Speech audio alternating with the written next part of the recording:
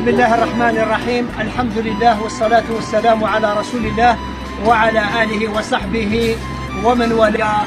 لولا أن هدانا الله إن العين لتدمع وإن القلب ليحزن وإن على ما تعيشه أمة محمد صلى الله عليه وآله وسلم لمحزونون. شحال بقات؟ أيام معدودات.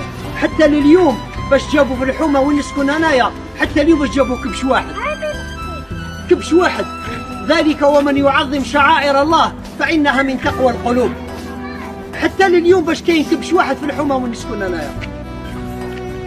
زوج ملاير مسلم، يا للأسف الشديد، يا للأسف حومة بأكملها، حتى اليوم باش جابوا كبش. وش كاين يا ناس؟